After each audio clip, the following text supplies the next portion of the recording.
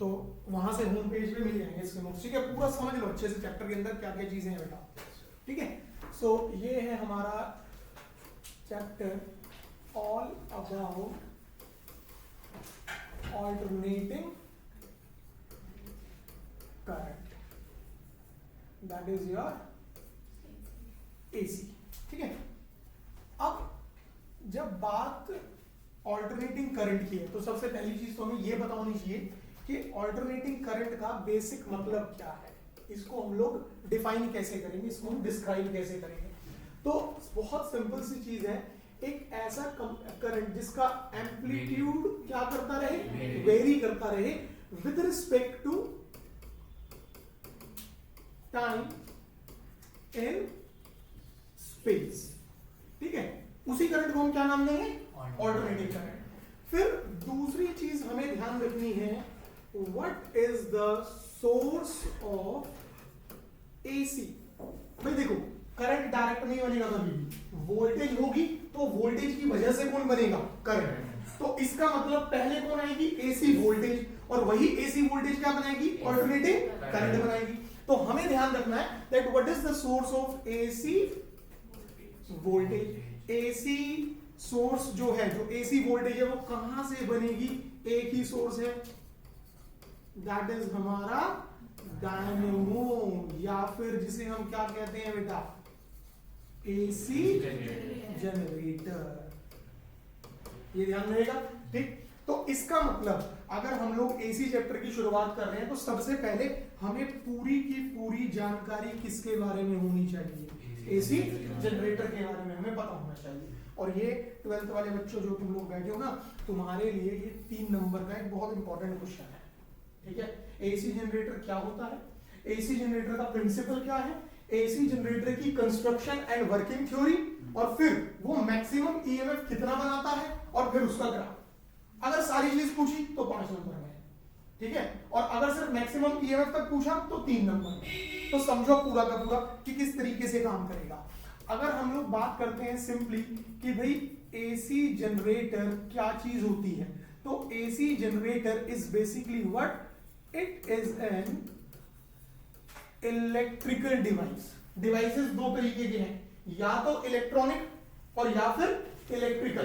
तो ये कैसा डिवाइस है, इलेक्ट्रिकल, इलेक्ट्रॉनिक नहीं, ये कौन सा है, इलेक्ट्रिकल। अब ध्यान रखना इलेक्ट्रिकल डिवाइस कौन कौन से, which involves resistor, inductor and capacitor. जिसमें ये चीजें लग जाए ना, ठीक है, डायोड नहीं होना चाहिए, सेमीकंडक्टर नहीं होना चाहिए, जिसमें ये चीज लग जाए तो वो डिवाइस क्या है, हमारी इलेक्ट्रिकल डिवाइस है, ठीक है। जैसे हमने सेमीकंडक्टर चैप्टर पढ़ा, हमने बोला रेक्टिफायर, तो रेक्टिफायर में हमने वर्ड यूज करा it is a solid state semiconducting electronic device, कि वो कैसी डिवाइस है, इलेक्ट्रॉनिक, क्योंकि वहां सेमीकंडक्टर यूज होगा, ठीक है। और यहां कोई सेमीकंडक्टर यूज नहीं हो रहा, तो यहां कौन सी डिवाइस रहेगी, इलेक्ट्रिकल डिवाइस। तो पहली चीज एसी जनरेटर क्या है, एक इलेक्ट्रिकल डिवाइस है जो कि क्या करती है, which converts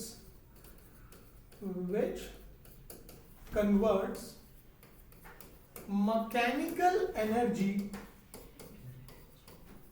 into useful amount of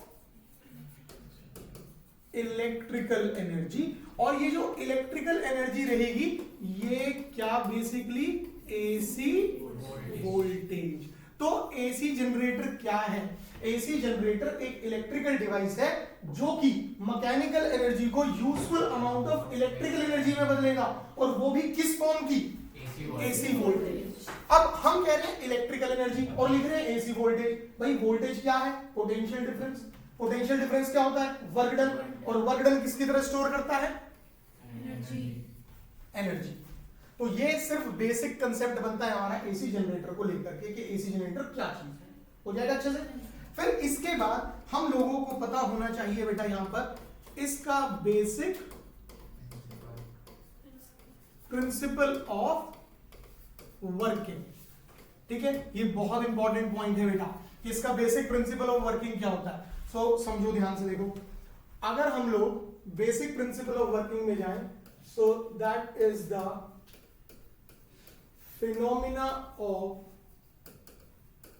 electromagnetic induction, ये बेसिकली किस पर काम करता है? इलेक्ट्रोमैग्नेटिक इंडक्शन पे।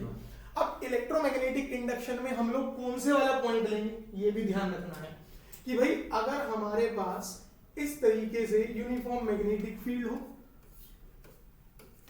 ठीक, direction will be from north to south, और इस यूनिफॉर्म मैग्नेटिक फील्ड के अंदर हम लोगों ने अपनी एक कॉइल कंसीडर करी इस तरीके से, और इस कॉइल को हम लोगों ने वहां पर रोटेट करना शुरू किया। जैसे ही हमारी कॉइल रोटेट करेगी तो वो कॉइल का एरिया इस मैग्नेटिक फील्ड को क्रॉस करना शुरू करेगा, और जैसे ही वो उस मैग्नेटिक फील्ड को क्रॉस करना शुरू करेगा तो वहां क्या होने लगेगा? Rate of change of magnetic flux, और जहां कहीं पर भी rate of change of magnetic flux होगा तो वो क्या इंड्यूस करेगा? और वही EMF, that is potential difference, वहां क्या बना देगा? Current. So that's the basic principle of your AC generator, और यही क्या है? Electromagnetic induction. भाई देखो, इलेक्ट्रोमैग्नेटिक इंडक्शन में ना दो पहलू होते हैं, या तो हमारी कॉइल रेस्ट पे रहे और मैग्नेट मूव करे, ठीक है, और दूसरा हमारी मैग्नेटिक फील्ड रेस्ट पर रहे और कॉइल मूव करे। तो यहां दूसरे वाला लगाना है, यहां हमारी कॉइल रेस्ट पर नहीं, यहां हमारी कॉइल मोशन में, मैग्नेटिक फील्ड कैसे रहेगी? तो ये तो मैंने डायग्रामेटिकली बताया। जब हम वहां थ्योरी में लिखेंगे तो क्या लिखना है हमें? That it's working is based on the phenomena of electromagnetic induction, that is whenever a coil is rotated in the region of uniform magnetic field, then due to the rate of change of magnetic flux and EMF and consequently a current will get induced in the coil। और दूसरी चीज ये भी ध्यान रखना है कि जो EMF बनेगा and current will remains only for the time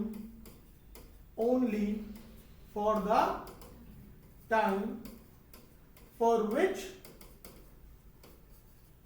the coil is in motion।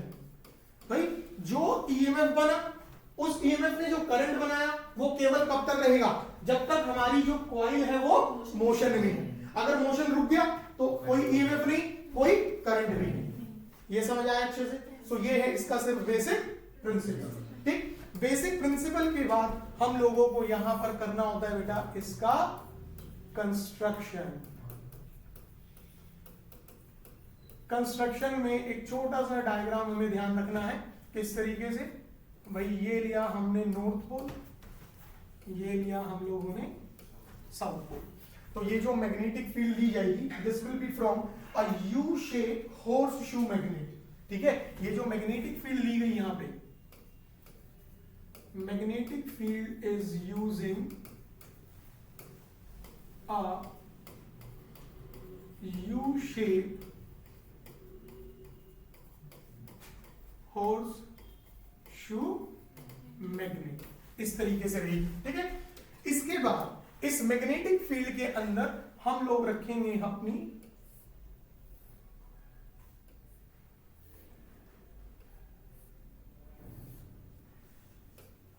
एक कॉइल जिसको कि रोटेट किया जाएगा, ठीक है। So this is P Q R and S।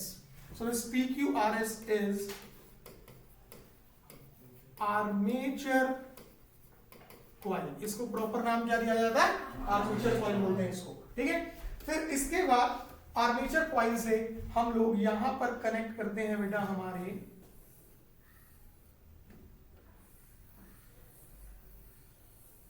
दो circular disc like structures, say this is S1 and S2, these are known as the slip ring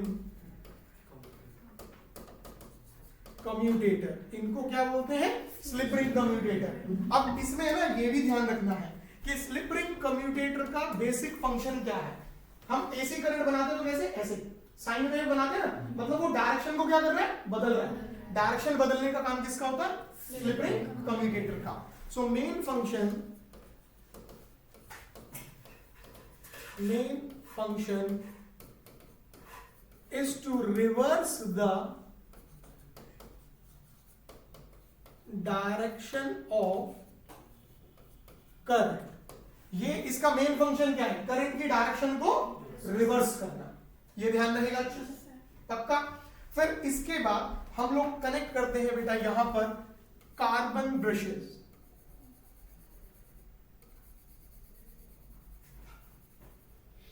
इस तरीके से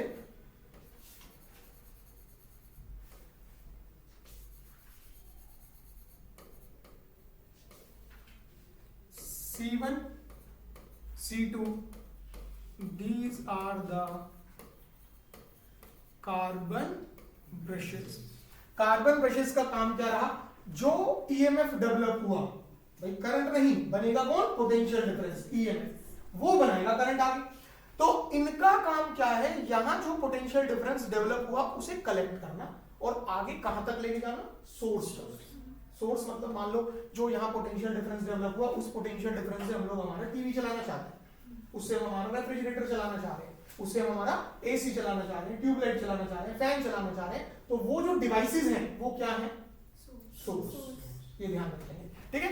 सो इनका काम क्या है? जो पोटेंशियल डिफरेंस डेवलप हुआ उसको वहां से रिसीव करना। और फाइनली हम लोग यहां लगा देंगे load resistance, that is operating device. इस तरीके से। तो ये बेसिक कंस्ट्रक्शन रहेगा हमारे पास किसके लिए बेटा? एक एसी जनरेटर। तो इसमें कंपोनेंट्स ध्यान रखने हैं सारे के सारे, हो जाएगा अच्छे से। अब अगला पॉइंट कंस्ट्रक्शन के अंदर ही, ठीक है, अभी मैं वापस लेके आऊंगा इसको। हमें क्या ध्यान रखना है कि भाई यहां पोटेंशियल डिफरेंस बना, उस पोटेंशियल डिफरेंस ने क्या बनाया? करंट बनाया। तो हमें मेंशन करना बहुत जरूरी है कि द डायरेक्शन ऑफ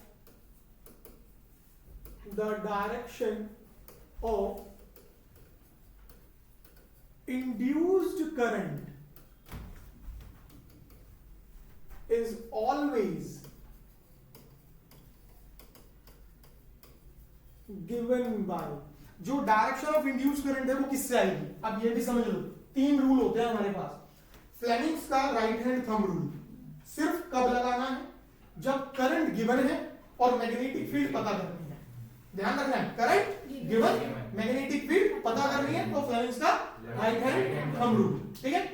फिर फ्लेमिंग्स का लेफ्ट हैंड रूल, अगर हम लोगों को मैग्नेटिक फील्ड गिवन है, करंट गिवन है और फोर्स पता करना है, ध्यान रखिएगा, मैग्नेटिक फील्ड गिवन है, करंट गिवन है और फोर्स पता करना है, तो क्या लगाएंगे हम लोग? फ्लेमिंग्स का लेफ्ट हैंड रूल। आप कहिए फोर्स या फिर कहिए direction of motion of conductor, दोनों सेम चीज है, अनंत बिजनेस में एक्टिव, ठीक है। सो ये चीज ध्यान रखनी है कि ये लेफ्ट हैंड रूल कब लगाना है? जब हमें क्या पता करना है? फोर्स या फिर direction of motion of conductor. फिर आता है फ्लेमिंग्स का राइट हैंड, ठीक है। अब इसमें भी सेम चीजें हैं, magnetic field, current and force, but यहां क्या हो जाएगा? Magnetic field is given, direction of motion of conductor that is force is also given, हमें पता करना है इंड्यूस्ड करंट, तब हम क्या लगाएंगे? फ्लेमिंग्स का राइट हैंड रूल। तो जनरेटर में करंट बना, ना कि हमने करंट दिया, so that means current induce हुआ, तो इंड्यूस करंट के लिए कौन सा रूल? फ्लेमिंग्स का right hand. So the direction of induce current is always given by Fleming's right hand rule. ये हमेशा किसके लिए हेल्प करेगा? इंड्यूस्ड करंट की डायरेक्शन के लिए। अब यहां लगाओ, देखो ध्यान से, हमने ये कॉइल रखी है ऐसे, ठीक है, जो क्यू आर वाला हिस्सा है दिस इज गोइंग इन, और जो पी एस वाला हिस्सा है दिस इज मूविंग आउट। मतलब अगर ये कॉइल है तो ये ऐसे घूम रही है, ठीक है। तो this means force on Q R is in and force on P S is out. हमने लगाया फ्लेमिंग्स का राइट हैंड। ये होगी magnetic field, force on P S is out, आप लोगों की तरफ। So middle finger that is the induced current, कैसे पॉइंट कर रहा है? अपर। आगे ना आंसर। सो अगर यहां करंट की डायरेक्शन ये है, हम इसी से अगर पूरी लूप कंप्लीट कर लें तो ये इस तरीके से आ जाएगा, दिस वे हो जाएगा। यहां पर हमने सिर्फ अभी तीन चीजें देखी कि भाई ऑल्टरनेटिंग करंट का सोर्स है एसी जनरेटर। एसी जनरेटर होता क्या है? दूसरा उसका बेसिक प्रिंसिपल ऑफ वर्किंग क्या है, और तीसरा उसकी बेसिक कंस्ट्रक्शन। जब बात आएगी वर्किंग थ्योरी की, वर्किंग थ्योरी में हमें पूरा थ्योरेटिकली लिखना है। When a coil consisting of large number of turns is rotated in the region of uniform magnetic field, then there exists a rate of change of magnetic flux due to which an EMF and hence consequently a current will get induced in the coil, okay, whose direction will be given by the Fleming's right hand rule। इस तरीके से करके यहां तक हो जाएगा अच्छे से। अब हमें बात करनी है कि भाई ये सब चीजें ठीक है, हमने देख लिया करंट इंड्यूस हो गया, मतलब पोटेंशियल डिफरेंस बना, उस पोटेंशियल डिफरेंस ने करंट बना दिया, करंट की डायरेक्शन आ गई, पर वो पोटेंशियल डिफरेंस कितना बना, वो करंट कितना बना, उसकी इक्वेशन बतानी है हम लोगों को। सो ये इसका आखिरी पार्ट आ जाता है आपके पास, that is the equation of AC voltage, AC voltage and AC current. हमें AC वोल्टेज और AC करंट की इक्वेशन पता करनी है। तो हम शुरुआत कहां से करेंगे, देखो सबसे पहली चीज, according to equation of Faraday's second law of EMF। भाई फैराडे ने ना दो लॉ दिए थे, इन्हें रिवाइज करते। पहला लॉ उसने क्या कहा कि जब कभी भी कोई भी कॉइल मैग्नेटिक फील्ड में घूमे या फिर हम मैग्नेट को कॉइल में मूव करें तो तुरंत वहां बनेगा पोटेंशियल डिफरेंस, और वही पोटेंशियल डिफरेंस क्या बनाएगा, करंट, जो कि कब तक रहेगा, जब तक रिलेटिव मोशन है, या तो कॉइल मूव कर रही हो या मैग्नेट मूव कर रही हो, तब तक पोटेंशियल डिफरेंस रहेगा, तब तक करंट भी रहेगा। ये पहला नियम था। दूसरे में उसने क्या बोला कि जो ईएमएफ बनेगा, जो ईएमएफ इंड्यूस होगा, वो हमेशा डायरेक्टली वेरी करेगा negative sign of rate of change of magnetic flux के साथ। ठीक है, सो इसका मतलब जो प्रॉपर इक्वेशन बनी वो लिखी गई, EMF is equal to minus of D phi B by dt, जिसमें कि ये negative sign is basically the Lenz's law. ये नेगेटिव साइन क्या इंडिकेट करता है, लेंजेस लॉ। ठीक है, लेंजेस लॉ का मतलब क्या हुआ, जैसे प्राकृतिक रूप पे, कुदरत रूप से हम देखें इतने सालों से और आगे भी चलता जाएगा कि जो जिसकी वजह से बना है वो उसी को क्या करेगा, अपोज। भाई हम जिसकी वजह से बने, हम अपने माँ बाप की वजह से बने, और हम उन्हीं को क्या करते हैं, अपोज करते हैं। तो ये क्या है, लेंजेस लॉ है। तो यहां पर भी वही पॉइंट कि भाई ईएमएफ किसकी वजह से बना, rate of change of flux की वजह से, तो वो उसी rate of change of flux को क्या करेगा, मतलब वो अपने ही कॉज को अपोज करेगा, और यही क्या होता है, हमारा लेंजेस लॉ होता है। ध्यान देगा सभी को। नाउ अगर हम इसे रिजॉल्व करके लिखें तो क्योंकि magnetic flux is written as what, it is the dot product of magnetic field and area vector. हम इसे रिजॉल्व करते हैं तो कितना बना हमारा, बी ए कॉस थीटा। अब एक चीज देखो, हमारी कॉइल घूम रही है, ठीक है, तो घूमते समय इसकी कुछ ना कुछ एंगुलर स्पीड होगी और इसकी कुछ ना कुछ एंगुलर डिस्प्लेसमेंट भी बनेगी। तो इसका मतलब हम लोग यहां पर लिख सकते हैं कि omega is equal to theta by T. So यहां से थीटा कितना आ गया, ओमेगा टी, यहां रख दो और आ गया हमारी इक्वेशन। सो ई, हम इन सबको यहां लेके जा रहे हैं, तो E will be minus D by D T. अब ध्यान से, फ्लक्स की जगह ये पूरा और इसमें थीटा की जगह omega T, so it is B A cos omega T. हमने जब वर्किंग थ्योरी कही तो वर्किंग थ्योरी में हमने क्या कहा कि a coil consisting of large number of turns is when rotated. तो इसका मतलब अभी जो हम कहानी कर रहे हैं वो एक के लिए, एक टर्न के लिए, पर यहां तो बहुत सारी होंगी, तो हम लोग क्या करेंगे, for n number of turns. अगर यहां n नंबर ऑफ टर्न्स रही तो EMF will be minus n B A cos omega T से minus sine omega T and omega T से ओमेगा, तो EMF will be N B A omega sine omega हो जाएगा यहां तक। और अगर अगर ये साइन ओमेगा टी हो जाता है मैक्सिमम, मैक्सिमम वैल्यू बोले तो 1, भाई अगर ये वैल्यू मैक्सिमम हुई तो फिर ये पूरा रिजल्ट दैट इज ई, ये भी क्या हो जाएगा मैक्सिमम। इसका मतलब in that case this E will becomes E maximum, that is E naught. We call it as the amplitude of EMF, we call it as the peak value, ये दोनों नाम है इसके। इसे पीक वैल्यू भी कहोगे और एम्पलीट्यूड भी कहोगे, ठीक है। अगर हमने इन्हें यहां यूज करा by using both the points right in this equation, तो कितना बना बेटा, E naught will be NBA omega. तो जहां कहीं को आपसे बोले ना पता करो मैक्सिमम ईएमएफ का कितना है, पता करो एम्पलीट्यूड ऑफ ईएमएफ कितना है, अगर कॉइल को रोटेट किया गया हो आप सीधा ये फॉर्मूला लगा देंगे। क्लियर हुआ अच्छे से, पक्का। नाउ अब जब NBA ओमेगा, जब NBA ओमेगा E नॉट के बराबर है तो मैं यहां पर इसकी जगह क्या रख सकता हूं, ई नॉट रख सकते हैं। इसका मतलब एक जनरेटर में जो मैक्सिमम ईएमएफ जनरेट होगा वो कितना रहेगा, that will be E equals E naught sine, that is why the AC voltage is always presented as this way. यहां लिख देते हैं आप लोग एम्पलीट्यूड, जो कि क्या होगा ई नॉट, और यहां लिख लेते हैं टाइम इन सेकंड्स। इस तरीके से इसी वोल्टेज इस वजह से ऐसे बनाई जाती है, समझ आया। और सिंबॉलिकली जब कभी भी हम सर्किट बना रहे हैं तो आप ध्यान से देखना, सर्किट के अंदर एसी वोल्टेज के लिए जो सिंबल चलता है, ऐसे सर्कल, सर्कल के अंदर ऐसे इस तरीके से बनाते हैं। तो ये क्यों, बिकॉज वो किसे फॉलो कर रहा है, साइन फंक्शन को फॉलो कर रहा है। आया सर। कभी भी अगर ऐसे बना दिया जल्दबाजी तो गलत हो जाएगा, ध्यान रखना, ठीक है। ये तुम्हारे पास क्या होगा, minus sign.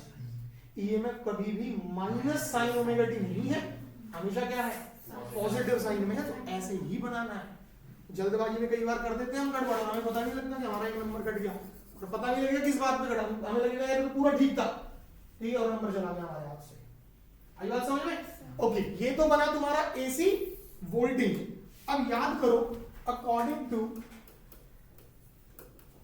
Equation of resistance, resistance की इक्वेशन से हम लिखते हैं ना E बराबर आई आर, तो E नॉट बराबर आई नॉट आर, क्योंकि E किसके बराबर, E naught sine omega T. हमने इन दोनों को उठा के यहां रखा तो कितना बना हमारे पास, I R is equal to I naught R sine omega T. दोनों तरफ से आर गया, सो एसी जनरेटर ने जो वोल्टेज बनाई वो बनाई कितनी, E naught sine omega T, ये वाली। और करंट कितना बनाया, I is equal to I naught sine. जैसे ही हमारे पास एसी जनरेटर आ जाए तो एसी जनरेटर आते के साथ ही हमें यहां से शुरू करना है पूरा का पूरा, ठीक है। और ये इक्वेशंस आएंगी पूरी, और करंट यहां तक करके दिखा देना है। तो ये तुम्हारी अब एसी चैप्टर की शुरुआत होगी यहां से। पहले हमें ये देखना जरूरी था कि भाई एसी वोल्टेज जो हम पढ़ रहे हैं वो एसी वोल्टेज बनेगी कैसे, वो डिवाइस क्या है, वो काम कैसे करती है, उसका प्रिंसिपल क्या है, वो इक्वेशंस कैसे डेवलप होंगी एसी वोल्टेज की और एसी करंट। हो जाएगा यहां तक। चलिए अब अगला कंसेप्ट सीखो ध्यान से। अगला कंसेप्ट आता है हमारे पास, बहुत सिंपल है बेटा। The concept is transient current.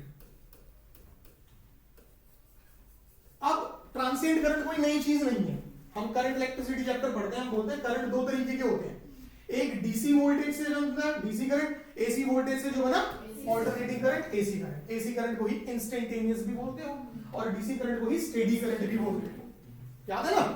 तो एसी करंट जब कभी भी रेजिस्टेंस से फ्लो करता है, ठीक है, याद करो पुराने कंसेप्ट्स याद करो सारे के सारे। पहला पॉइंट, व्हेन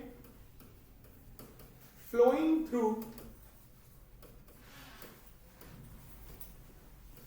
a रजिस्टर, अगर वो कहां से फ्लो कर रहा हो, रजिस्टर से। भाई मान लो ये लिया हम लोगों ने एक रजिस्टर, और इस रजिस्टर के थ्रू हम लोगों ने क्या दी, यहां पर एसी वोल्टेज दी। जब हम एसी वोल्टेज देंगे ना, so it never store energy, ये कभी भी एनर्जी को स्टोर नहीं करता, ओनली लॉस, सिर्फ और सिर्फ क्या करता है, वेस्ट, डेसिपेट करता है। ठीक है, सो इस सिचुएशन में energy is lost in the form of heat. If you remember, H is I square RT or V square T by R. ये दोनों फॉर्मूले होते हैं।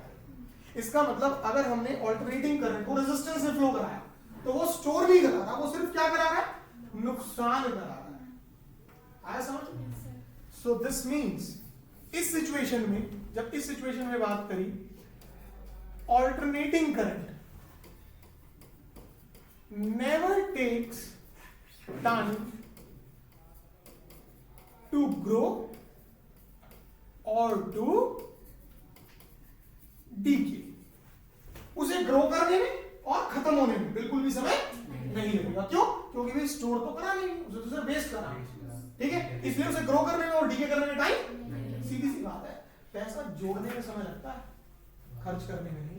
वही बात आ गई ना, so will not take time to grow और टू, क्यों? क्योंकि स्टोर तो करा ही नहीं, सिर्फ क्या करा है, लॉस करा है। ध्यान रहेगा। अब इसी के साथ हमारे पास दो एलिमेंट्स और आते हैं। दूसरा point, when AC voltage is connected across an inductor। हमने एसी वोल्टेज को कहां कनेक्ट करा, इंडक्टर में। अच्छा बाबू ये भी ध्यान रखना कि व्हाट इज दिस इंडक्टर। अगर किसी ने पूछ लिया कि इंडक्टर क्या है, so simply this is an air cold coil. Inductor जब बनाते हो तो कैसे बनाते हो, ऐसे तो बनाते हो, ऐसे बनाया ना इंडक्टर हमेशा। ये क्या है, एक कॉइल जिसके कोर में क्या है, हवा। So simply air cold coil is what, inductor. कई बार बड़े बड़े विद्वान इसको चक्कर भूल जाते हैं कि यार ये क्या चीज आ गई, जो बनाया वही बता देना कि भैया हमने कॉइल बनाई और इस कॉइल के कोर में क्या थी, हवा थी। तो एयर कोल्ड कॉइल ही क्या है, इंडक्टर। ध्यान रहेगा। अब लोचा क्या है हमारे पास कि जब हमने अपने इस इंडक्टर को क्या दिया, एसी वोल्टेज दी, तो इस एसी वोल्टेज से जो यहां एसी करंट फ्लो करा, वो एसी करंट यहां मैग्नेटिक एनर्जी स्टोर कराएगा। ठीक है, सो इस सिचुएशन में हमारे पास क्या होगा, इस सिचुएशन में alternating current flowing through this inductor, flowing through the inductor will help in storing the energy in किस फॉर्म में, मैग्नेटिक फॉर्म। वो किस फॉर्म में एनर्जी को स्टोर कराएगा, मैग्नेटिक फॉर्म में, जिसे कि आपको याद होना चाहिए, magnetic energy is half of Li²। ये नुकसान नहीं कराएगा, ये पैसा जोड़ रहा है और जोड़ने में तो समय लगेगा। तो इसका मतलब हमने यहां क्या देखा, हमने यहां देखा कि alternating current will take some finite time to grow and to decay। उसे ग्रो करने में और डीके करने में क्या लगेगा, टाइम लगेगा। क्यों लगेगा ये समझ आया? क्यों? क्योंकि वेस्ट नहीं करा रहा, वो क्या कर रहा है, वहां पे एनर्जी को स्टोर कर रहा है, तो इस वजह से उसे क्या लगा, टाइम लगा। फॉर एग्जाम्पल अभी तो जो हम यूज करते हैं आजकल घरों में एलईडी लाइट होती है हमारी, स्विच ऑन करा इंस्टेंटली ऑन हो जाता, इससे टाइम नहीं लगता। बट पुराने समय में जो हम लोग अपने वो फ्लोरोसेंट ट्यूब यूज करते थे, वो कांच वाली लाइट होती थी ना, देखिए ना सबने, वो स्विच ऑन करती क्या एकदम से ग्लो करती थी? 2-3 बार आंख मारती थी, पहले छेड़ती थी, कहती थी मैं आ रही हूँ, हो जाओ भैया, होता था ऐसा नहीं होता। So it means what, it is taking some time. क्यों? आप कभी ध्यान से देखना, जो पुरानी वाली ट्यूबलाइट होती थी ना, तो उसकी वो पैटर्न होती थी ऐसे पूरी, जिसमें ट्यूबलाइट लगाई जाती थी, उसमें यहाँ पे एक छोटा सा सिलेंड्रिकल बॉक्स होता था, ठीक है, and that box is known as what, the choke coil. वो क्या होती है? Choke coil. And choke coil is basically an inductor, and inductor is taking some time to grow. तो क्योंकि उसे ग्रो करने में टाइम लग रहा है, इस वजह से लाइट एकदम से लाइट अप नहीं होगी, it is taking fraction of second. आए बात समझ में? तो उसी करंट को जिसको ग्रो करने में और डीके करने में टाइम लगता है, उस करंट को हम क्या नाम देते हैं? है वो अल्टरनेटिंग करंट। बट वो अल्टरनेटिंग करंट जब रेजिस्टेंस में फ्लो करा तो अल्टरनेटिंग करंट ही है, बट वही अल्टरनेटिंग करंट जब एक इंडक्टर में फ्लो करा तो ट्रांसिएंट करंट। आई बात समझ में? अब सेम चीज मैं अब लिख नहीं रहा, उसको सिर्फ सुन लो। भाई इंडक्टर की जगह कौन होगा? कैपेसिटर, ठीक है। और जब एसी कैपेसिटर के थ्रू फ्लो करेगा तो वो वहां पे भी क्या करेगा? एनर्जी स्टोर कराएगा in the electrostatic form, and electrostatic energy is what, half of cv square या फिर q स्क्वायर बाय 2c, होगा ना ये चीज वहां पे। तो इसका मतलब वहां पे भी करंट को ग्रो करने में और डीके करने में टाइम लगेगा, so that current will be known as what, transient current. आई बात समझ में? तो सीधी सी चीज भाई, 3 एलिमेंट पढ़ने हैं इस पूरे चैप्टर में, कि रेजिस्टेंस के थ्रू क्या होगा, इंडक्टर के थ्रू क्या होगा, कैपेसिटर के थ्रू क्या होगा। फिलहाल हमने ट्रांसिएंट करंट, एक बहुत छोटा सा कंसेप्ट है, उसको लेकर के क्या देखा, अगर रेजिस्टेंस के थ्रू फ्लो कर रहा है तो भाई वो एनर्जी स्टोर नहीं कर रहा, तो सिर्फ लॉस कर रहा है हीट की फॉर्म में, ठीक है। तो तेरे को ग्रो करने में और डीके करने में टाइम, तो वो नॉर्मल अल्टरनेटिंग करंट है। बट जब वही अल्टरनेटिंग करंट इंडक्टर से फ्लो करा, उसने मैग्नेटिक एनर्जी स्टोर कराई, और जब कैपेसिटर से फ्लो करा, इलेक्ट्रोस्टैटिक एनर्जी स्टोर कराई, और एनर्जी स्टोर कराने में उसे थोड़ा बहुत समय लगा। So now it is taking finite time to grow and to decay. इस वजह से उसे हमने क्या नाम दिया वहां पर? We will call it as the transient. बात समझ आई अच्छे से? पक्का? चले आगे। अब क्वेश्चंस करते समय हम लोगों को एक कंसेप्ट और ध्यान रखना है बेटा, यहां पर देखो भाई, नॉर्मली हम लोगों ने जब डीसी वोल्टेज को बनाया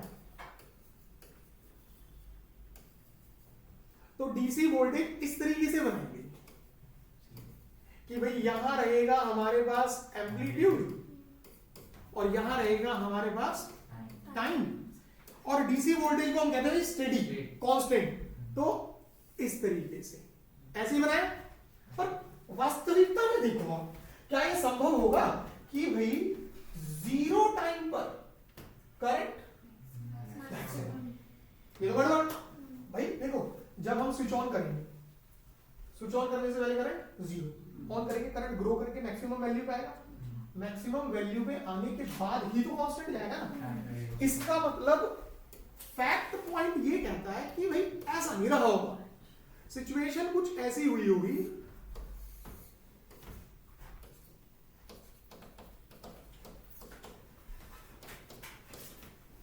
कि करंट ग्रो करा होगा, और ग्रो करने के बाद जब उसने अपनी एक मैक्सिमम वैल्यू को अटेन कर लिया, तो उस मैक्सिमम वैल्यू को अटेन करने में थोड़ा बहुत समय लगा, फ्रैक्शन ऑफ सेकंड लगा होगा, और जब वो अपनी मैक्सिमम वैल्यू पर आ गया तो उसके बाद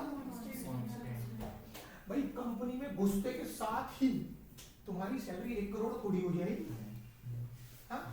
जिस दिन कंपनी में गए 1 महीने खाली हाथों शून्य से शुरू कर रहे हो, 31 दिन पूरे हो जाएंगे, उसके बाद 32वें दिन सुबह इंतजार करोगे कि मैसेज आए you are credited with so much amount, 60,000 70,000 रुपए आ गया अकाउंट में। तो शुरुआत कहां से होगी? 0 से। 6-7 साल लगातार मेहनत कर रहे, पहुंच गए 1 करोड़ में। कंपनी की औकात उतनी थी, तो लेकिन महीने का चाहिए भाई, महीने का 1 करोड़ चाहिए, और क्या चाहिए, ज्यादा लालच की बात नहीं होती। अब वो 1 करोड़ मिल गया तो चुपचाप भगवान का नाम लेंगे, चोड़े मत हो ना, उसकी लाठी में ना बहुत तगड़ा जो है आज भी नहीं आएगी, वापस ले जाएगी पीछे। हाँ, ठीक है, तो वास्तविक सिचुएशन ऐसी रही होगी। तो अब इस ग्राफ को दो हिस्सों में बांट दो इस तरीके से, ठीक है। अगर मैं इतने हिस्से में देखूं तो इस हिस्से में नजर आ रहा है कि एम्पलीट्यूड क्या कर रहा है, वेरी कर रहा है। अगर एम्पलीट्यूड वेरी कर रहा है, so this is behaving as a AC, behaving as an AC voltage. तो वो अभी किसकी तरह बिहेव कर रहा है, AC वोल्टेज की तरह। पर कुछ समय बाद स्टेडी स्टेट आ गई, ठीक है, and now behaving as what, a pure DC। आई बात समझ? तो हमें ध्यान क्या रखना है, हमें ध्यान रखना है कि अगर प्रश्न में बोला at an instant when the की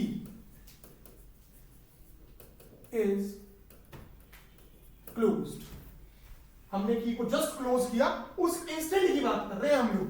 सो at an instant when the key is close, तो इस समय पर हम लोग उस डीसी वोल्टेज को डीसी नहीं लेंगे, हम उसे क्या मान के चलेंगे, एसी वोल्टेज। तो यहां ध्यान रखना है कि DC voltage is behaving as an AC voltage. मतलब हम आंसर करते समय इस बात का ध्यान रखेंगे कि भाई फ्रीक्वेंसी जीरो नहीं है। अगर डीसी वोल्टेज होती तो फ्रीक्वेंसी जीरो, पर अब वो डीसी काम किसका कर रहा है, एसी का, और एसी का काम कर रहा है तो फ्रीक्वेंसी जीरो नहीं, क्योंकि एसी में तो नंबर ऑफ साइकिल्स आएंगी, तो वहां फ्रीक्वेंसी कुछ ना कुछ रहेगी। तो ये ध्यान करके आंसर करना है हम लोगों को, ठीक। और अगर उसने बोला, उसने कहा आफ्टर सम टाइम, कि भाई कुछ समय बाद, भाई कुछ समय बाद तो संसार बदल गया, ठीक है। So after some time that DC will comes to steady state, and now this means it is pure DC, and अब हम इस बात को ध्यान में रख के आंसर करेंगे कि फ्रीक्वेंसी विल बी जीरो। आई बात समझ? ये वाला कंसेप्ट है ना, कहां, जहां वो बल्ब की ब्राइटनेस वाली सिचुएशंस आएंगी, ठीक है। अभी हम इंडक्टिव रिएक्टेंस, कैपेसिटिव रिएक्टेंस देखेंगे, तो ये वहां ध्यान रखने की चीज है आपके पास। यहां तक कोई समस्या हो जाएगा अच्छे से, पक्की बात ना। अगला कंसेप्ट, नेक्स्ट पॉइंट बहुत इंपॉर्टेंट है भाई, ध्यान से समझेंगे। We call it as average और मीन वैल्यू ऑफ एसी।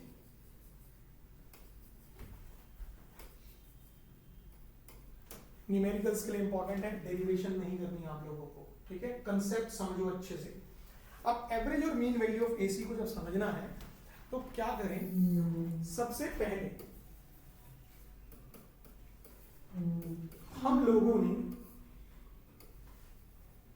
ये लिया रेजिस्टर, और यहां हमने कनेक्ट कर दिया क्या,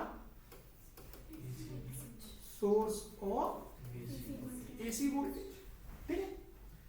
अब ये एसी वोल्टेज यहां कुछ ना कुछ करंट फ्लो कराएगी। कौन सा current, AC current. AC current flow कराने का मतलब है कि उसने यहां कुछ ना कुछ अमाउंट ऑफ चार्ज को फ्लो कराएगा, ठीक है, और कुछ टाइम भी लगेगा।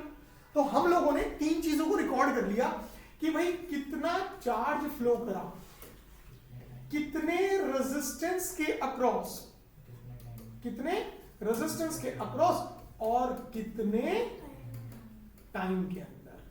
आपको ये तीनों चीजें रिकॉर्ड करके रखनी है कि भाई कितना चार्ज फ्लो गया, कितने रेजिस्टेंस के थ्रू, और कितने समय के अंदर, कितने टाइम के अंदर। जैसे ये रिकॉर्डिंग्स आ जाए हमारे पास, तो तुरंत हम लोग अपने सेकंड केस पर जाएंगे,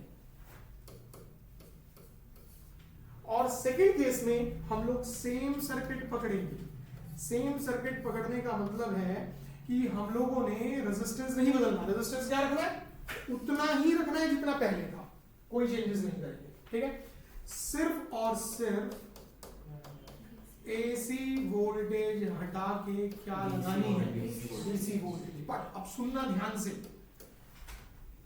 इतनी डीसी वोल्टेज लगानी है कि वो उतना ही चार्ज फ्लो करा सके, उतने ही टाइम के अंदर, उतने ही रेजिस्टेंस के अक्रॉस, जो कि किसने कराया था, एसी वोल्टेज। मैं रिपीट कर रहा हूं, ध्यान से सुनना भाई। हमने रिकॉर्डिंग जो ली है यहाँ पे, जितनी भी रीडिंग्स ली हैं, वो किसके थ्रू ली, एसी वोल्टेज के लिए, कि भाई इस एसी वोल्टेज ने इतना चार्ज फ्लो कराया इतने रेजिस्टेंस के थ्रू इतने टाइम में, ठीक है। हमने सेम सर्किट पकड़ा, एसी वोल्टेज हटाई और क्या लगाई, DC voltage.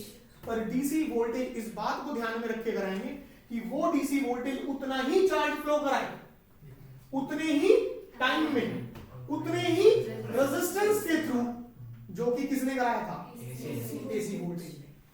So that amount of current, इस डीसी वोल्टेज का कॉरस्पॉन्डिंग क्या होगा, कुछ ना कुछ करंट होगा ना। So that amount of current is known as what, average और मीन वैल्यू ऑफ एसी। आई बात समझ में। सो ये जो एवरेज और मीन वैल्यू ऑफ एसी है, ये बेसिकली क्या है, this is the amount of direct current.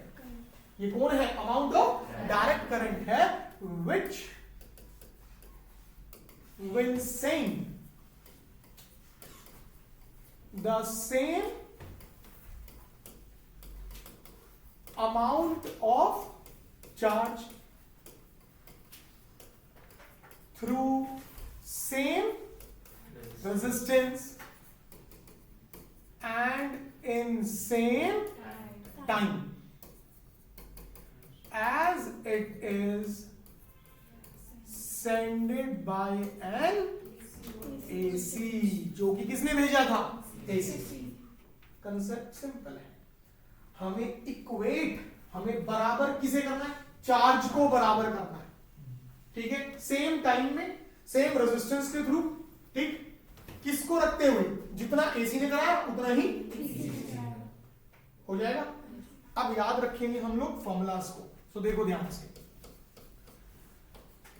I average for positive half, positive half का मतलब, पॉजिटिव हाफ का मतलब हुआ from 0 to t by 2, from 0 to t by 2, this is 2 I naught by I naught हम जान चुके हैं, E naught maximum EMF, peak EMF, amplitude of EMF as it is I naught, maximum current, ठीक है, peak current और या फिर amplitude of current, ये ध्यान रखो, ठीक है। तो ये हो गया average value over positive half. फिर इसी तरीके से average value over negative, negative का मतलब बना बेटा t by 2 से t टोटल। सो ये कितना हो जाएगा हमारे पास, -2I naught by, इस तरीके से, ठीक है। और अगर हम लोग लिखते हैं बेटा I एवरेज फॉर टोटल, अगर हम लोगों ने लिखा I average total, this means 0 to t, तो ये किसके बराबर होगा, this will be I average for positive half and plus I average for negative half. Now what is I average for positive half? It is positive 2I naught by pi and plus what is for negative, minus 2I naught by pi, minus 2I naught by pi. So complete cycle पर हमेशा कितना रहेगा, याद रहेगी चीज। अब जिस तरीके से हमारी इक्वेशंस बनी है करंट के लिए, so similarly for EMF, बिल्कुल ठीक इसी तरीके से किसके लिए ध्यान रखेंगे, वोल्टेज के लिए, EMF के लिए।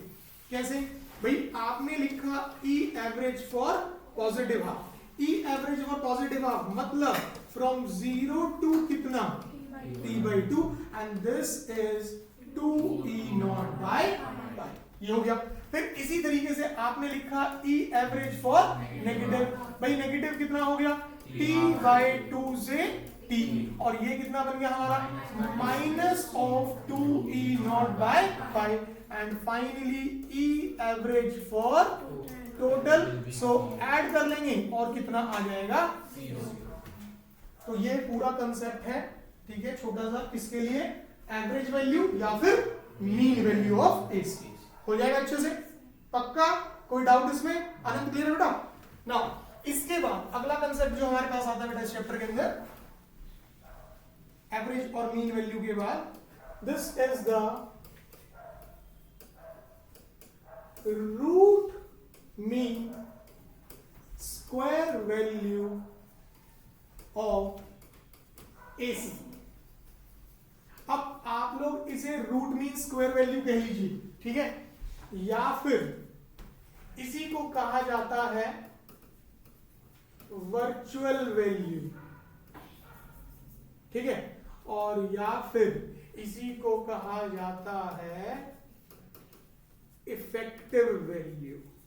ये बेटा तीनों सेम है, रूट मीन स्क्वायर कह लीजिए, इफेक्टिव कह लीजिए, या फिर वर्चुअल कह लीजिए। यहां हम न्यूमेरिकल पॉइंट ऑफ व्यू पे दो अलग अलग तरीकों से सीखेंगे। तो पहले अपना बेस पॉइंट क्लियर करते हैं। देखो अगेन वैसे ही सबसे पहले हम लोगों ने एक रजिस्टर लिया और इस रजिस्टर के अक्रॉस हमने कौन सी वोल्टेज कनेक्ट कर दी, एसी वोल्टेज कनेक्ट कर दी बेटा यहां पर, ठीक है। अब ये एसी वोल्टेज यहां कुछ ना कुछ करंट फ्लो कराएगी, ठीक है। तो जैसे पिछली बार हम लोगों ने किसे देखा था, चार्ज को, कि वो एसी वोल्टेज कितना चार्ज फ्लो करा रही है। तो अब हम लोग ये देखेंगे कि ये एसी वोल्टेज इस रेजिस्टेंस के थ्रू कितनी हीट प्रोड्यूस कराएगी। सो अब की बार हम लोग जो तीन रीडिंग्स लेंगे वो किसकी होंगी, कि जब हमने एसी वोल्टेज लगाई और उसने करंट फ्लो करना शुरू कराया, तो उस करंट ने कितनी हीट प्रोड्यूस करी, कितने रेजिस्टेंस के अक्रॉस एंड कितने टाइम में। और यहां ये चीज ध्यान रखेंगे, जैसे एवरेज वैल्यू में पॉजिटिव हाफ नेगेटिव हाफ अलग अलग चल रहा है, यहां बेसिकली बात चलेगी कंप्लीट साइकिल पे, यहां positive half negative half negative, ठीक है। सो यहां जो बात रहेगी, this will be with the complete cycle, ये कंप्लीट साइकिल पे काम करेगा आपके पास, ठीक है। तो सबसे पहले हमने क्या करा, एक रेजिस्टर लिया, उस रेजिस्टर के अगेंस्ट क्या अप्लाई करा, एसी वोल्टेज। वो एसी वोल्टेज वहां पे करंट फ्लो कराएगी। अब करंट फ्लो कराएगी तो कुछ ना कुछ यहां पर क्या प्रोड्यूस होगी, हीट। तो हमने तीन चीजें देखी कि कितनी हीट प्रोड्यूस हो रही है, कितने रेजिस्टेंस के थ्रू और कितने टाइम, ठीक है। और जैसे ही ये रीडिंग्स आ जाती हैं, हम लोग तुरंत अपने केस 2 पर चले जाएंगे। अब केस 2 में जाने के बाद हम लोगों ने सेम सर्किट, मतलब सेम रेजिस्टेंस, और यहां पर हमने क्या लगा दी, डीसी वोल्टेज लगा दी। बट जब डीसी वोल्टेज लगा रहे हैं तो इस बात को ध्यान में रख के लगानी है कि ये डीसी वोल्टेज जो भी करंट फ्लो कराए, ठीक है, वो इतना होना चाहिए कि सेम अमाउंट की हीट प्रोड्यूस कर दे, सेम रेजिस्टेंस में और सेम टाइम में, ठीक है। सो भाई इस हिसाब से हम आरएमएस वैल्यू को कैसे डिफाइन करेंगे। So what will be this IRMS? This is going to be the amount of direct current which will produce same amount of heat in the same circuit and in same time as it is produced by an AC। समझ आया? तो देखो दोबारा से repeat कर रहा हूं, अगर है average value, so it is the amount of DC current which will send the same amount of charge in the same circuit and in the same time as it is sent by an AC। और अगर हम बात करते हैं जिसकी RMS की, so it is the amount of DC current which will produce the same amount of heat in the same circuit and in the same time as it is produced by an AC. हो जाएगा सबका अच्छे से? अब बात करते हैं फॉर्मूले। तो यहां बहुत छोटी सी इक्वेशंस है बेटा। अगर हम लिख रहे हैं IRMS, so this is simply I naught by √2, और अगर हम लोग लिख रहे हैं ERMS, so this is E naught by, हो जाएगा अच्छे से, कोई दिक्कत तो नहीं। सो ये थे हमारे इसकी स्टार्टिंग के कंसेप्ट, जिसमें कि हमें पता होना चाहिए ट्रांसलेट करंट, हमें पता होना चाहिए एवरेज वैल्यू, हमें पता होना चाहिए आरएमएस। कर सकते हैं अच्छे से। अब हमें देखने हैं कि इंडिविजुअल सर्किट्स के अंदर क्या क्या आएगा। बहुत इंपॉर्टेंट कंसेप्ट है, जिसमें कि हमें देखना है कि करंट की इक्वेशन क्या बनेगी, ठीक है। हमें देखना है फेज डिफरेंस कितना बनेगा, हमें बनाना है उसका वेवफॉर्म, हमें बनाना है उसका फेजर डायग्राम, और हमें पता करनी है उसकी average and instantaneous power. Her circuit की ये 5 चीजें चलेंगी आपके पास, ठीक है। सो सबसे पहले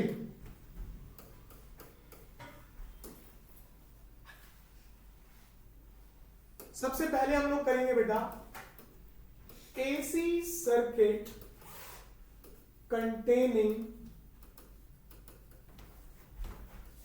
a pure resistor। हमें देखना है कि अगर हम लोग एक एसी सर्किट के अंदर प्योर रेजिस्टर कनेक्ट करें तो क्या क्या चीजें होंगी हमारे पास। डेरिवेशन नहीं, इक्वेशंस, ग्राफ, ठीक है, वो देखेंगे हम लोग यहां पर। सो सबसे पहले हम लोगों ने क्या करा कि भाई ये रहा हमारे पास एक रेजिस्टर, और हम लोगों ने इस रेजिस्टर के अक्रॉस क्या कनेक्ट करा, एक वेरिएबल फ्रीक्वेंसी एसी सोर्स। अब ये जो वेरिएबल फ्रीक्वेंसी एसी सोर्स है ये कितनी वोल्टेज देगा, E बराबर E naught sine omega T. ये ध्यान रखेंगे आप। अब हम ये कहते हैं कि जब हमने यहां एसी वोल्टेज दे दी तो ये एसी वोल्टेज यहां पर कुछ ना कुछ करंट फ्लो कराएगी, ठीक है। सो what will B that current. तो जब रेजिस्टेंस के थ्रू फ्लो करता है, so the equation of current is, तो जो इक्वेशन ऑफ करंट रहती है वो होती है I is I naught sin omega. Let it be equation number, और अभी जनरेटर में हमने फाइंड आउट भी करा था, ठीक है। तो इस तरीके से रहेगी। अब हम जैसे ही इन दोनों को कंपेयर करते हैं, कंपेयरिंग बोथ। आप ध्यान रखना, कंपेयर तभी कर सकते हैं जब दोनों के हार्मोनिक फंक्शन सेम हो। भाई ईएमएफ का हार्मोनिक साइन, करंट का भी sine, then only we can compare, otherwise comparison नहीं हो पाएगा। तो ये भी ध्यान रखेंगे, कंपेयर करने के लिए आप कौन सी इक्वेशन यूज करेंगे, सेम हार्मोनिक फंक्शन वाली। इसमें तो एक ही है। अभी इंडक्टर की लिखेंगे तो 2 लिखी जाती है, कैपेसिटर की लिखेंगे तो भी 2 लिखी जाती है।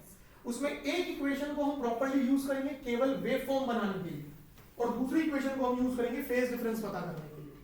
एक ही इक्वेशन से सब कुछ नहीं होगा, ठीक है। यहां तो हो जाएगा पर उन केसेस में अलग अलग चलेगा हमारे पास, ठीक है। सो जैसे हमने दोनों को कंपेयर किया, सो व्हाट वी सी, भाई इधर क्या है, harmonic function sine, harmonic function sine, what is the phase, omega T, what is the phase, क्या कोई दोनों में डिफरेंस है। सो कंपेयरिंग बोथ हमें क्या पता लगा कि फेज डिफरेंस इज 0, ठीक है। इसका मतलब क्या हुआ कि करंट और ईएमएफ दोनों साथ साथ रहेंगे, आगे पीछे का कोई सीन नहीं है, ठीक है। कोई लीड लैग नहीं बनेगा, दोनों कैसे चलेंगे, एम्पलीट्यूड अलग अलग होंगे, ठीक है। बट दोनों के मैक्सिमम होने का टाइम, दोनों के 0 होने का टाइम क्या रहेगा, सेम रहेगा। ये चीज क्लियर है सभी को, ठीक है। सो हम लोग क्या बोलेंगे, जब कंपेयर करा फेज डिफरेंस 0 आया, so what we can say current and EMF voltage both are in same phase, के दोनों कैसे रहेंगे, सेम फेज में, ठीक है। और एक चीज हमेशा ध्यान रखेंगे आप लोग कि जो एम्पलीट्यूड है,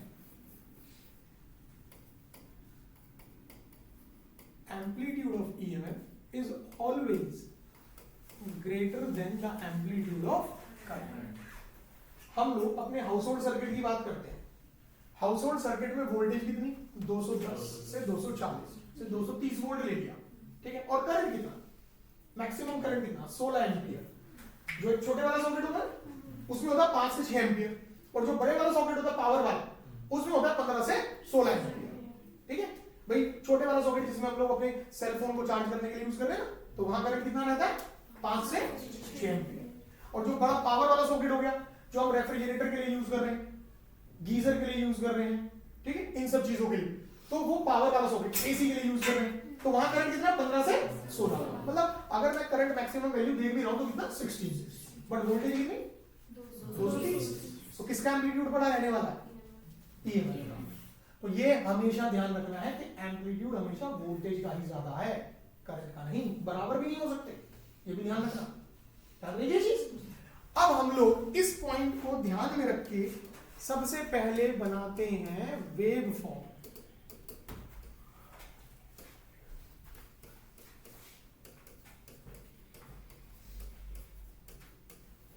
तो अगर हम लोग वेव फॉर्म बनाएंगे तो बहुत ध्यान से चलना है बेटा।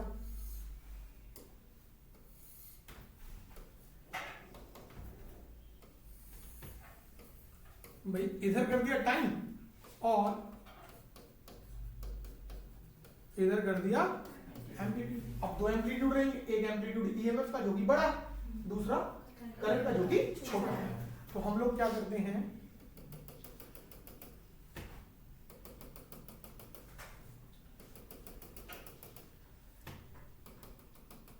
ये बना दिए, ठीक भाई।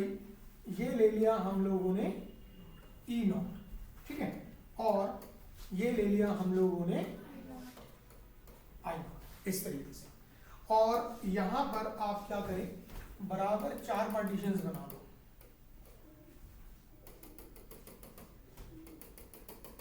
अब देखो 4 बनाने पड़ेंगे, क्यों, बिकॉज 0, 90, 180, 270 एंड 360, इस तरीके से करके। अगर हम लोग ध्यान से देखें, हमारी जो ईएमएफ की इक्वेशन है वो किस हार्मोनिक फंक्शन को फॉलो कर रही है, so this going to be a sine wave. भाई जो ईएमएफ है उसके लिए हम क्या बना देंगे, एक साइन वेव बना देंगे इस तरीके से, ठीक है। और जो करंट है वो भी किसे फॉलो कर रहा है, साइन, बट एम्पलीट्यूड छोटा, तो ये बना देंगे हम करंट के लिए। आया समझ। सो ये क्या शो कर रहा है कि देयर इज 0 फेज डिफरेंस। क्यों, क्योंकि अगर आप गौर से देखें, जब current 0 EMF 0, EMF maximum current maximum, EMF 0 current 0, current maximum opposite, EMF maximum opposite, फिर आई बात समझ में। So this means phase difference कितना चल रहा है, 0। ये वही वाली बात होगी, संग संग चलूंगा मैं बन के तेरा चोटी है, ना आगे और ना पीछे, वही सेम चीज चल रही है। भावुक नहीं होना, ठीक है। चलो, सो ये अभी हमने से निकल चुका। अब यहाँ पर ध्यान दो।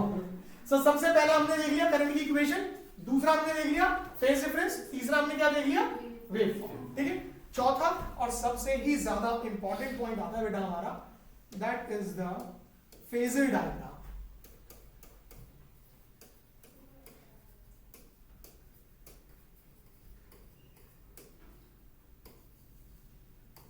फेजर डायग्राम को कहा जाता है रोटेटिंग वेक्टर। अब जैसे हमारा जो पीछे हमने बनाया वो वेवफॉर्म है, ठीक है। अब फेजर डायग्राम में हम वही चीज शो करेंगे, ठीक है, but in terms of phase, phase के टर्म्स में जाएगी वो। अब कैसे फेज के टर्म्स में, इसका मतलब क्या हुआ, समझो ध्यान से। वही ये रखा हम लोगों ने अपना, ठीक, यहां रहेगा एम्पलीट्यूड, आपने यहां कुछ नहीं लिखना, ठीक है भाई। EMF will B standard, EMF से करंट बन रहा है, तो ईएमएफ फिक्स रहेगा आपका, चाहे इंडक्टर हो, चाहे कैपेसिटर हो, चाहे रेजिस्टर। तो ईएमएफ तो हमारा क्या है, फिक्स है, that E is equal to E naught sine omega t. बना देते हैं, लिख देंगे E बराबर E नॉट साइन कितना फेज ओमेगा टी। ठीक है, अब बारी आती है करंट की। What is current? I naught sine, मतलब सेम, मतलब ना यहां से हल्का सा नीचे ना ऊपर, बिल्कुल इसी के साथ चलेगा, बट इन सच अ वे कि उसका एम्पलीट्यूड क्या रहेगा, छोटा। तो अगर हम लोग ईएमएफ के एम्पलीट्यूड को प्लॉट करें तो वो कुछ इस तरीके से आ गया। Now this will be what, E not. ठीक है, और अगर हम लोग करंट के लिए देखें तो करंट की लाइन भी सेम इसी के ऊपर बनानी है, बट थोड़ा सा छोटे एलिमेंट के साथ। ठीक है, सो ये आ गया हमारा amplitude of current and at the same phase. तो ये हो जाएगा हमारा phasor diagram for a purely resistive circuit. कर सकते हैं, चार चीजें होंगी हमारी भाई। एक तो सबसे पहले बेसिक इक्वेशन, फिर दूसरा फेज डिफरेंस, फिर तीसरा वेवफॉर्म, फिर चौथा। अब पांचवी बारी आती है हमारे पास पावर को लेकर। हमें ध्यान रखनी है दो, ठीक है, एक इंस्टेंटेनियस और दूसरी एवरेज। ठीक है, समझना ध्यान से। सो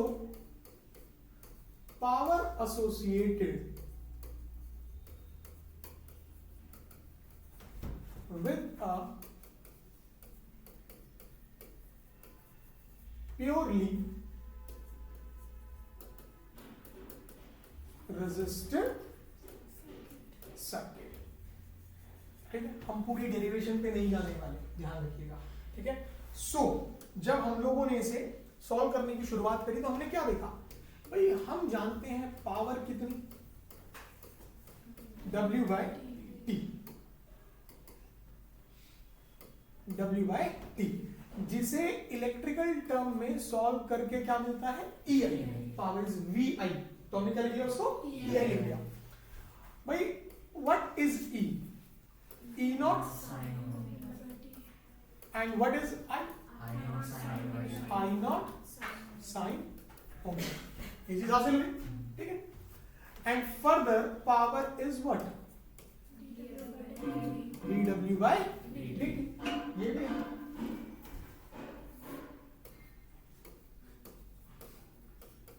हमने इन दोनों को ही कंपेयर कर लिया।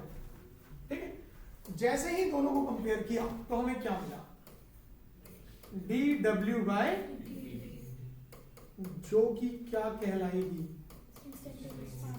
Instantaneous power. तो ध्यान रखना, अगर बात इंस्टेंटेनियस पावर की है तो अभी जो फॉर्मूला बनेगा हम वो ध्यान रखेंगे। ठीक है, so instantaneous power will be equal to, जैसे कंपेयर करेंगे कितना आगे बेटा, E naught I naught sine square. This is the formula for instantaneous power. I got समझ? अब यहां से आगे चलते हैं, dt को शिफ्ट करा, so dW will be equal to E naught I naught sine square omega t will be 1 minus cos 2 omega t, 2 omega t by 2, और ये आ गया, दोनों तरफ इंटीग्रेट कर दो। ठीक है, जैसे ही दोनों तरफ आप इंटीग्रेट कर लेंगे, मैं डायरेक्ट रिजल्ट लिख रहा हूं बेटा यहां पे। ठीक है, तो हमारे पास बनेगा W is equal to E naught I naught t by 2। आप t को यहां ले आएंगे तो कितना बनेगा, W by t, that is average power, and this will be equal to E naught I naught by 2। ये बना, अब समझो ध्यान से, E नॉट मैक्सिमम EMF, I नॉट मैक्सिमम करंट, दो मैक्सिमम चीजों को प्रोडक्ट कर रहे हैं, result will also be maximum. So इस वजह से हम कहते हैं कि रेजिस्टेंस के केस में जो पावर बनती है, this is always the maximum. आई बात समझ? ठीक है, अब इसी को हम क्या लिख सकते हैं, बहुत ध्यान से, this 2 can be written as √2 into √2, so E0 by √2 अभी बढ़ा था ERMS, I0 by √2 IRMS। तो फर्दर हम क्या लिख सकते हैं बेटा, this is ERMS into IRMS। तो ये सब फॉर्मूले हम ध्यान रखेंगे किसके लिए, with the concept of power. तो मतलब प्योरली रेजिस्टिव सर्किट में हमें ये सब चीजें पता होंगी, 5 की 5, equation of current, phase difference, waveform, phasor diagram, power. कर सकते हैं अच्छे से, गड़बड़ तो नहीं होगी इसमें। अब इसी तरीके से हम लोग शुरुआत करते हैं, इसको बहुत ध्यान से देखना पड़ेगा बेटा। दिस इज हमारा AC circuit containing a pure inductor, कि अगर AC सर्किट के अंदर हम लोगों ने क्या कनेक्ट कर रखा है, एक प्योर इंडक्टर, तो इक्वेशंस क्या क्या रहेंगी बहुत ध्यान से देखिए भाई। हम लोगों ने इस तरीके से ये एक एयर कोर्ड कॉइल ले ली, दैट इज हमारा इंडक्टर, और इसके अगेंस्ट हमने कनेक्ट कर दिया एक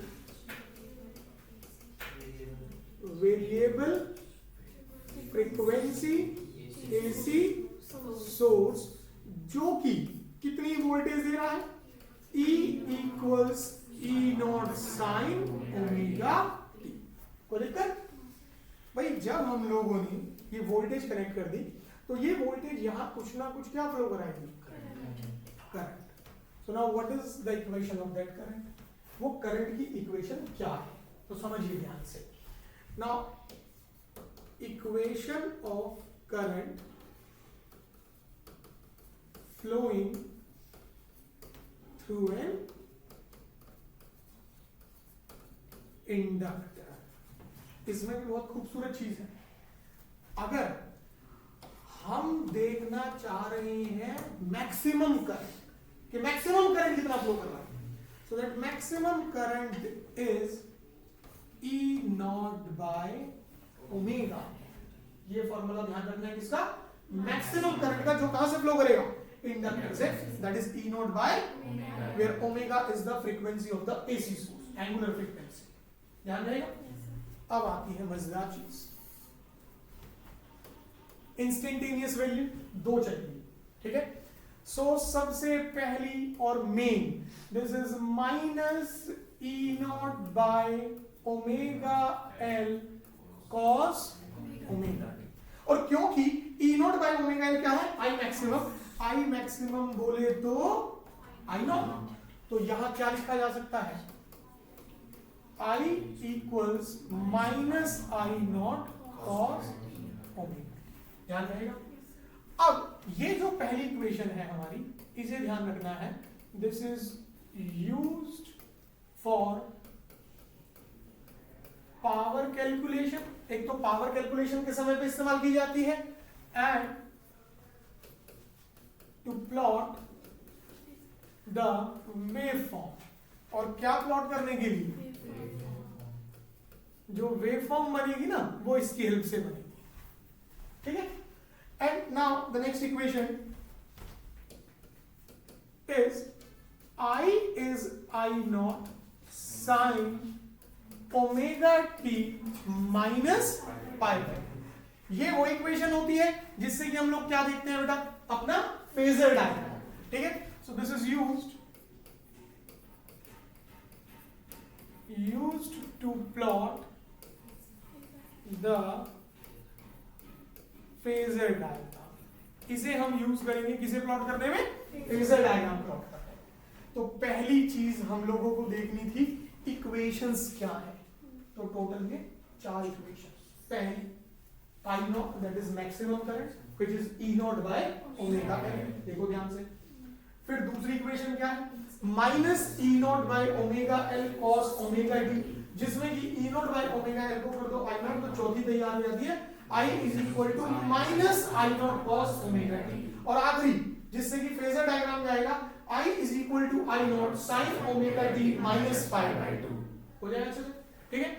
अब हम लोग क्या करते हैं, ये रही इक्वेशन 1, और इस इक्वेशन को मान लेते हैं इक्वेशन नंबर सेकेंड, और हम कंपेयर करते हैं बेटा फर्स्ट और सेकेंड को। Comparing equation 1 and 2। हमने जैसे इन दोनों को कंपेयर किया तो हमें फेज डिफरेंस कितना मिला भाई? देखो यहां फेज कितना और यहां फेज कितना, ओमेगा टी माइनस पाई, तो पाई बाई 2 का डिफरेंस चल रहा है, तो फेज डिफरेंस आ गया पाई बाई 2 इस तरीके से कि करंट वाली जो इक्वेशन है उस करंट इक्वेशन के फेज में माइनस पाई बाई 2 है। इसका मतलब करंट ईएमएफ से 90 डिग्री पीछे चल रहा है। तो हम क्या लिखेंगे? तो कंपेयर करने के बाद क्या पता लगा? That current lag behind the AC voltage by phase angle of, तो या तो हम कह सकते हैं कि करंट जो है वो 90 डिग्री पीछे चल रहा है, या फिर हम कह सकते हैं कि जो EMF है वो 90 डिग्री, जिसको कि हम यूज करेंगे, ये सेकंड वाले पॉइंट को हम यूज करेंगे जब हम LCR सर्किट पढ़ेंगे। यहां तक समझ आया अच्छे से? पक्का क्लियर? अब हम बनाते हैं बेटा इसका वेव फॉर्म। तो जैसे ही हम लोग इसके वेव फॉर्म की तरफ जाएंगे, तो देखो ध्यान से,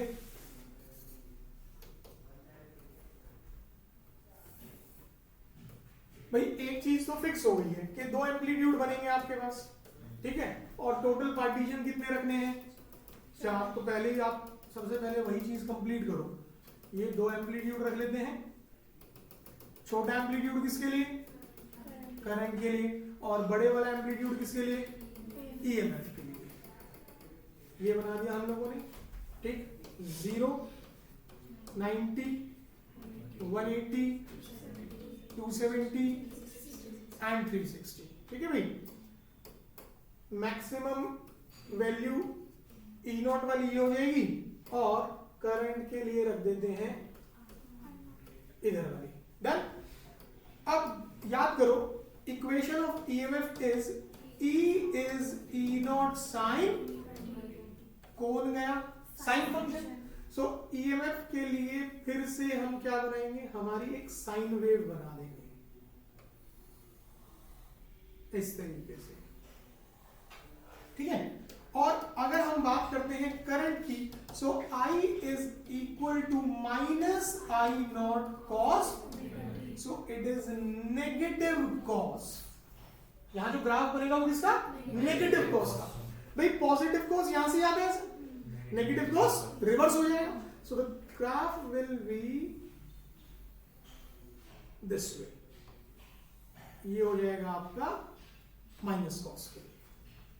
तो ये वेवफॉर्म किसकी बनी है हमारी? एक प्योर इंडक्टिव सर्किट के लिए। कर सकते हैं इसको अच्छे से, ठीक है। देन इसके बाद हम लोगों को बनाना है बेटा यहां पर फेजर डायग्राम।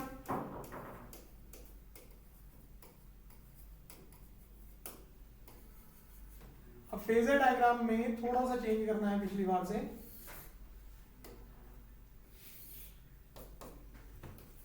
पांडे क्लियर हो रहा है बेटा? सो इधर कौन रखेंगे हम लोग? एम्पलीट्यूड। भाई हमने क्या कहा? स्टैंडर्ड कौन है? Voltage, EMF. तो पहले ईएमएफ को प्लॉट करेंगे। ये आ गया, this E is equal to E naught sine omega t. कितने फेस पर? Omega T. और एम्पलीट्यूड यहां बना देंगे। सो ये आ गया E नॉट। ये चीज कर देंगे हम लोग, ठीक है। अब हम लोग कह रहे हैं जो करंट है वो 90 डिग्री पीछे। भाई अगर ये ऐसे ईएमएफ है तो 90 डिग्री पीछे, what the point? Rotating vector. इस वजह से कहा गया कि करंट जो है फिक्स नहीं है, वो कभी यहां पर है तो कभी रोटेट करके नीचे, कभी रोटेट करके आगे, इस तरीके से। सो अब जब हम करंट के लिए बनाएंगे तो करंट की एरो लाइन थोड़ी छोटी रखनी है।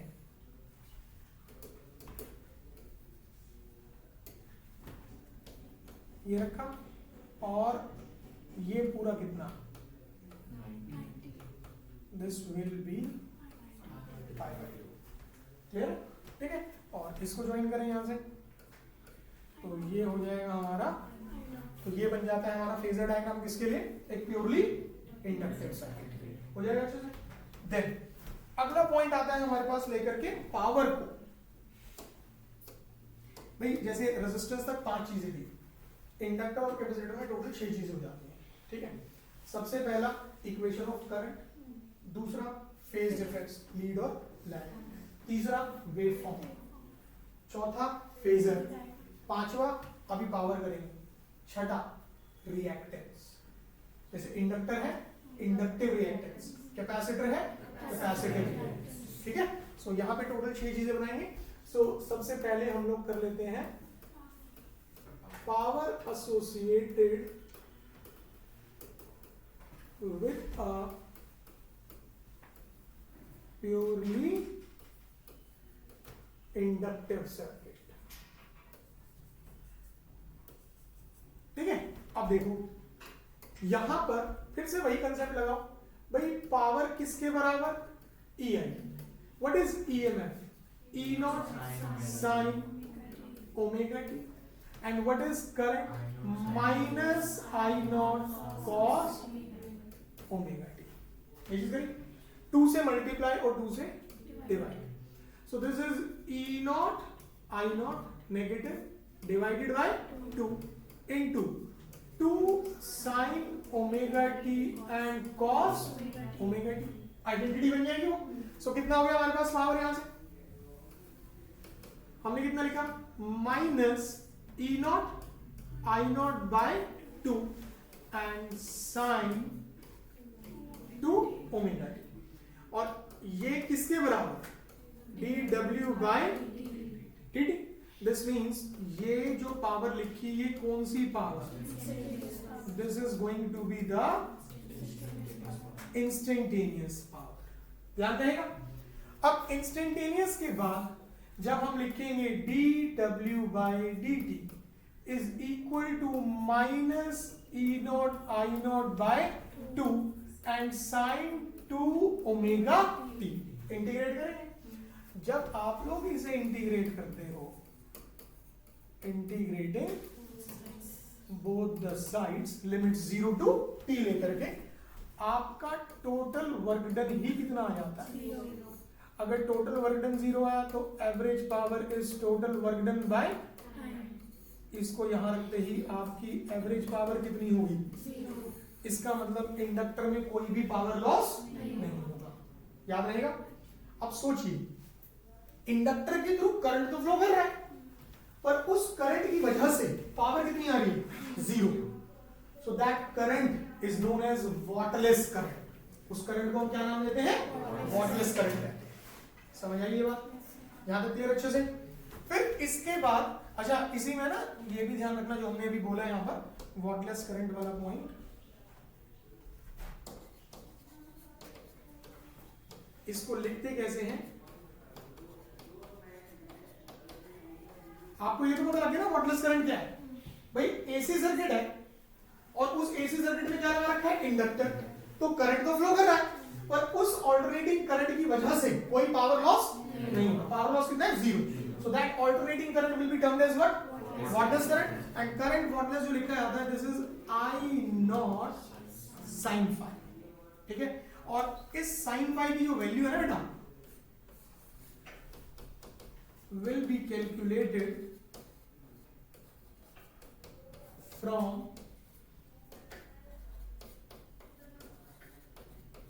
Impedance triangle. इसको हम कहां से कैलकुलेट करेंगे, जब एनसीआर सर्किट पढ़ेंगे ना पूरा, तो वहां कहीं बीच में एक कंसेप्ट आएगा इंपिडेंस ट्रायंगल, तो ये वहां पे कैलकुलेट करेंगे आपके पास।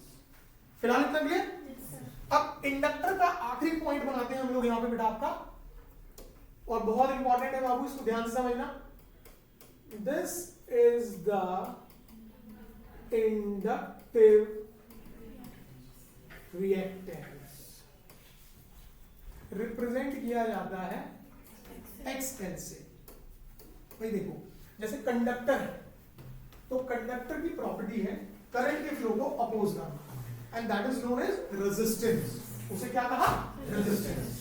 तो एज इट इज जो हमारी एयर कोर्ड कॉइल है, दैट इज इंडक्टर, उसकी भी प्रॉपर्टी है कि वो भी करंट के फ्लो को क्या करे, अपोज करे। अब काम दोनों का वही है, अपोज करने वाला, बट जब कंडक्टर के लिए है तो हम क्या करें, रेजिस्टेंस। इंडक्टर के लिए और कैपेसिटर के लिए हम रेजिस्टेंस वर्ड यूज नहीं करते, we will use the word reactance. ठीक है, सो वो अपोजिशन जो कि कौन ऑफर करेगा, इंडक्टर, उसको क्या बोलेंगे, inductive reactance. So inductive reactance is basically what, this is the opposition offered by an inductor to the flow of alternating current। ध्यान रहेगा। अब कैसे करा जाए, कैलकुलेट कैसे करा जाए, ध्यान से समझना भाई। General equation of potential difference से अगर हम देखें in terms of resistance, opposition की टर्म्स में अगर बात करें तो हम क्या लिखते हैं, E equals IR, so I equal E by this R is the opposition of R, यही होगा। बट याद करो अभी थोड़ी देर पहले equation of I naught through an inductor, एक इंडक्टर के थ्रू मैक्सिमम करंट की इक्वेशन हमने लिखी थी, that I naught is equal to E naught by omega. करेंगे ना, अब देखो ध्यान से जरा भाई, current potential difference, then what is the opposition of current, आई बात समझ में। ठीक, तो जैसे ही कंपेयर करा, ऑन कंपेयरिंग हमें क्या मिला, हमें मिला the opposition offered by an inductor that is XL is equal to, and what is omega, 2 by nu, replace करो तो what will be XL, 2 by nu L। Frequency के साथ कैसा वेरिएशन, डायरेक्टली। तो इस वजह से जब ग्राफ बनाते हैं तो यहां हो जाएगा XL ओम्स में, यहां हो जाएगी फ्रीक्वेंसी हर्ट्ज में। ठीक है, एंड इस तरीके से याद रखिए चीज। और अगर हम बात करते हैं यहां पे डीसी वोल्टेज के लिए,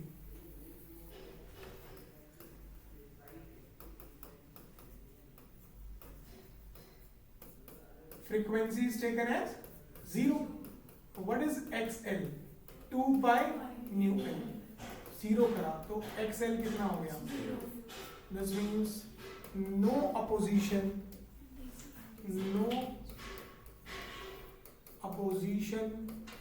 to DC current। Direct current को कोई अपोजिशन नहीं देगा।